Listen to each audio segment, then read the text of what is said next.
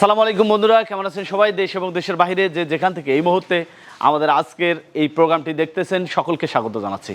দর্শক বন্ধুরা, পবিত্র ঈদুল আজহা অর্থাৎ কোরবানি ঈদ আর অল্প কিছুদিন বাকি রয়েছে। আসন্ন কোরবানি ঈদে কোন খামারি কোন ধরনের গরুগুলো প্রস্তুত করেছে সেসব দেখার জন্য আমরা ছুটে চলছি দেশের বিভিন্ন প্রান্তে। আজকে আমরা চলে এসেছি আমাদের রংপুর শহরের প্রাণকেন্দ্র বাহার কাসনায়। এটি হচ্ছে লিঙ্কন ভাই ডেইরি খামার। গবাদি পশু যারা লালন পালন করে তাদের একটি নেশা রয়েছে, প্রতি বছর কোরবানি ঈদে দুই একটি করে গরু মোটা তাজাকরণ করে সেই গরু আবার যারা কোরবানি দাতা রয়েছে তাদের কাছে বিক্রি করা। এই নেশাটি কম বেশি প্রান্তিক পর্যায়ে অনেক খামারিদের মাঝে রয়েছে, যার ফলে প্রতি বছরে আমরা কিন্তু এই ধরনের সুস্থ সবল সুঠাম দেহের গরুগুলো আপনাদের দেখাতে পারি। এই ধরনের একজন গবাদি পশুপ্রেমী লিঙ্কন ভাই, তিনি মূলত গবাদি পশুর খাদ্য প্রস্তুত করেন, তার পোলট্রি ফার্ম রয়েছে, বাসায় কয়েকটি গাভী গরু লালন পালন করেন। সেই গাভী গরুর থেকে যে বাছুরগুলো তিনি পান সেগুলো আবার প্রতি বছরে কম বেশি কোরবানির জন্য প্রস্তুত করে আসতেছেন। এর আগেও আমরা তার সুঠাম দেহের দুটি ষাঁড় গরু দেখিয়েছিলাম যেগুলো ভালো দামে তিনি বিক্রি করেছেন। এবছরেও 4টি সুঠাম দেহের গরু আমরা দেখতে পাচ্ছি। আমরা আজকে তার এই গরুগুলো দেখব, তার গরুর দাম দর জানবো এবং কি খাওয়ায় এত সুঠাম দেহের গরু প্রস্তুত করলেন তিনি সেসব বিষয়ে জানবো। এর সাথে কিছু গাভী গরু রয়েছে, এগুলো কিভাবে দেখভাল হচ্ছে সেসব বিষয়ে জানবো। আশা করছি যারা কোরবানি দাতা রয়েছেন লিঙ্কন ভাইয়ের এই গরুগুলো দেখে উপভোগ করবেন, সেই সাথে যাদের কোরবানি দেওয়ার আগ্রহ ইচ্ছা রয়েছে প্রান্তিক পর্যায়ের খামারি থেকে গরু ক্রয় করে তাদেরকে উৎসাহ দিবেন। চলুন শুরু করা যাক।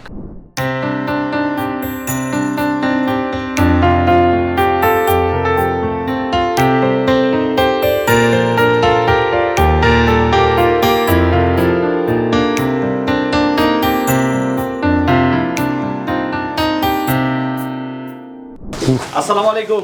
ওয়ালাইকুম আসসালাম। কেমন আছেন ভাই? আলহামদুলিল্লাহ ভালো আছি। কি করতেছিলেন খামারে? এই গরু দেখতেছিলাম, এবছরের কোরবানি ঈদের জন্য এগুলো আল্লাহর রহমতে তৈরি হচ্ছে। হ্যাঁ রাগ হয়ে গেছে মনে হয়। হ্যাঁ, রাগ হয়ে গেছে, ওরা আসলে ওভাবে আনন্দও করে। হ্যাঁ, আনন্দ করতেছে আর কি বলতে গেলে। এই শেডেই তো এর আগের বছর আমরা বড় গরু দেখেছি। জি জি বিক্রি হয়ে গেছে। হ্যাঁ, ওটা গত বছর বিক্রি করে দুটো একসঙ্গে বিক্রি করে দিয়েছি। হ্যাঁ, দুটো একসঙ্গে বিক্রি হয়ে গেছে। কেমন দামে বিক্রি হয়েছে?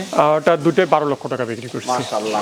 এবারে কোন ধরনের গরু করেছেন আমাদের একটু দেখান, দর্শকরা একটু দেখতে চায়। এগুলো আমার নিজেরই, আমার গাভীর বাছুর, নিজের ফার্মে এদের জন্ম, এখানে বড় হলো।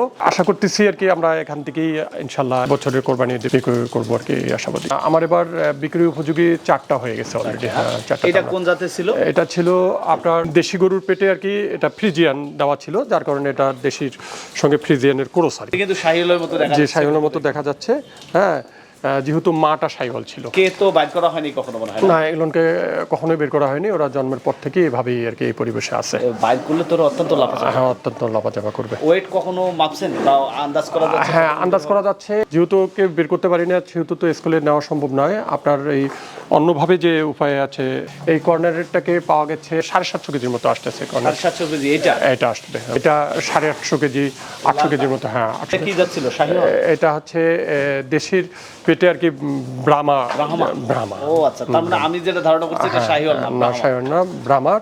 হ্যাঁ, যেহেতু ছিল শাহিওয়াল আর আপনার বাবা যেহেতু ব্রাহ্মা, যার কারণে এটা আর কি মিশ্রণ আছে। হ্যাঁ, মিশ্রণ আছে। এই পাশে এগুলো, এটা হচ্ছে আপনার ফ্রিজিয়ান। এটার ওজন কেমন হবে? এটার ওজন 900 কেজির উপরে হবে। বাইরে নিয়ে আসলে এটা বোঝা যেত।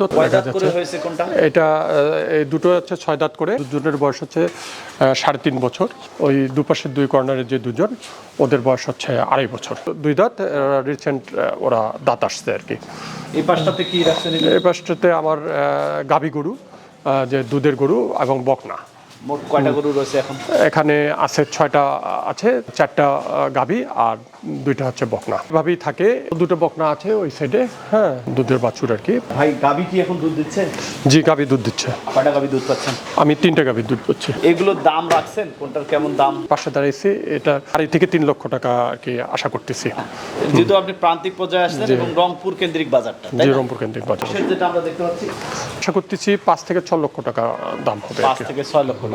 আর ওই পাশে যে ব্রাহ্মার যে গরুগুলো, ওটা 4 থেকে 5 লক্ষ টাকার আশা করা যাচ্ছে। এই পাশে একটা দাম কেমন চাচ্ছে? এটা আশা করতেছি 4 লাখের কাছাকাছি হবে। 4 লক্ষ টাকা। জি, ফিগার মাশাআল্লাহ খুবই ভালো। এদেরকে খাবার এখানেই দেওয়া হয়? হ্যাঁ, জি, এখানে খাবার দেওয়া হয়। আপনার এখানকার গরুগুলোর চেহারা মাশাআল্লাহ খুবই ভালো, গাভীগুলো খুব সুন্দর দেখতে পাচ্ছি। সুঠাম দেহ করার পেছনে মূল রহস্য কি বা এত সুন্দর সুস্থ সবল গরু কিভাবে প্রস্তুত করলেন? খামারি ভাইরা সবাই জানেন বা স্বীকার করবেন, গরু লালন পালন করতে গেলে তিনটি জিনিস খুব গুরুত্বপূর্ণ। সেটা হচ্ছে খাবার ব্যবস্থাপনা ভালো থাকতে হবে, বাসস্থান ভালো হতে হবে, ঘাসের জমি থাকতে হবে, ঘাস থাকতে হবে। আল্লাহর রহমতে আমি দানাদার খাদ্য, ঘাস এবং পানির ব্যবহার আমার এখানে তিনটা জিনিসই কৃতির দান, এবং তিনটি জিনিসের মধ্যে আমি বিশুদ্ধ খাবার পরিবেশন করতেছি। মিশ্র ফিড বলা হয়। এটা কি উপাদান আছে? মূলত 12টা উপাদানের ব্যবহার করি। এটা হচ্ছে ভুট্টা, গমের ভুসি, সয়াবিনের খোল, সরিষার খোল, লাইমস্টোন, 7টা উপাদান এগুলো। এছাড়া প্রিমিক্স টিমিক্স সহ আমার প্রায় 12টা উপাদান তৈরি করা হচ্ছে। এদেরকে দিনে কয়বার খাবার দেওয়া হয়? এদেরকে দিনে 2বার খাবার দেওয়া হয়। এই ষাঁড়টি আমার দৈনিক 7 কেজি খাবার খাচ্ছে, আর এ খাচ্ছে 5 কেজি দৈনিক, ও খাচ্ছে 5 কেজি দৈনিক, ও খাচ্ছে 5 কেজি দৈনিক। আর শুধু কেমন খরচ আসতেছে?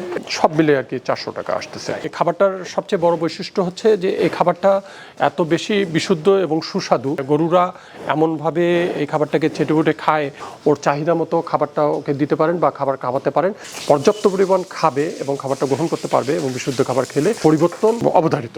আমার আরেকটা জিনিসও বেশি আমি ইফেক্টিভ মানে বুঝতে পারতেছি, সেটা হচ্ছে এলাকাবাসী, প্রতিবেশী যারা খামার করেন, তারা আমার এই খামারে এসে আমার গাভীগুলো যখন দেখে, তারা দেখে সন্তুষ্ট প্রকাশ করে, এবং তারা আমার খাবারটা নেওয়ার ব্যাপারে উদ্বুদ্ধ হয়। তো এভাবেই বলতে গেলে তো খাওয়ানোর প্রচারটা আমার তৈরি হচ্ছে এবং মানুষ এভাবে নিচ্ছে। আমার কাছে একটা জিনিস মনে হয়, যারা প্রান্তিক পর্যায়ে আমরা খামারে রয়েছি, প্রত্যেকের একটা আশা স্বপ্ন থাকে বা তাদের একটা নেশা রয়েছে, প্রতি বছর কোরবানি ঈদে 2-1টি করে গরু প্রস্তুত করা এবং সেটি বিক্রি করা। এর আগে আপনি করেছেন এবং প্রতি বছরে কম বেশি হয়ে আসতেছে, এবারও 4টি করেছেন।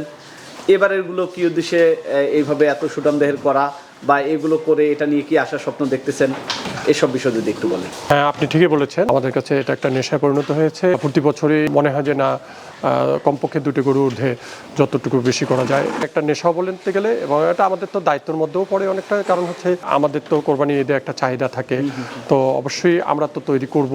যারা কোরবানি দিবেন তারা কোরবানিতে তাদের তো সকলকে তো নিজে তৈরি করা সম্ভব নয়।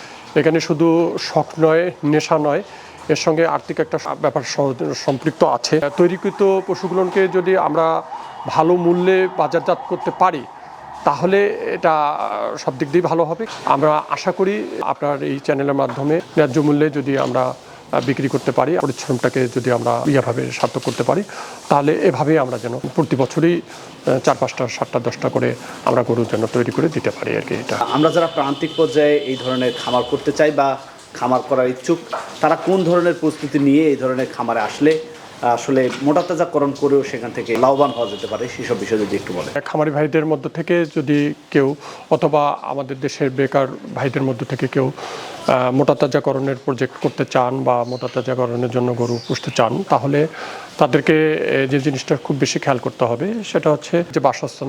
এটা স্বল্প মূল্যে একটা আধুনিক বাসস্থান তৈরি করতে হবে, এবং এর পাশাপাশি ঘাসের পর্যাপ্ত ব্যবস্থা থাকতে হবে, এবং এর পাশাপাশি আপনাকে যে গরুগুলো কোরবানির উদ্দেশ্যে করলে কোরবানি ঈদের সময় চাহিদা থাকে, সেই গরুগুলো দেখে শুনে বাছাই করে গরুগুলো কিনতে হবে। এবং আপনার বিশুদ্ধ আপনার এই ধরনের মিক্সচার খাবার যদি খাওয়ানো যায়, পর্যাপ্ত ঘাস থাকে, আর সময় মতো যদি কৃমির ওষুধ খাওয়ানো এবং ভ্যাকসিন প্রয়োগ করা যায়, তাহলে আশা করি নিঃসন্দেহে সে খামারে লাভবান হবে এবং সে বাজার পাবে আর কি। যে গরুগুলো এবারে আপনি প্রস্তুত করেছেন, এগুলো আলহামদুলিল্লাহ ভালো দামে বিক্রি হলে এখান থেকে আপনি কতটা আর্থিকভাবে লাভবান হবেন? নিঃসন্দেহে আমি আর্থিকভাবে লাভবান হব যদি প্রকৃত বাজার বা ন্যায্য বাজার আমি পাই। কারণ আমাদের দেশে বড় গরুর চাহিদা একটু কম, সাধারণত এগুলোর মধ্যস্বত্বভোগীদের মাধ্যমে আমরা প্রকৃত বাজারটা পাই না।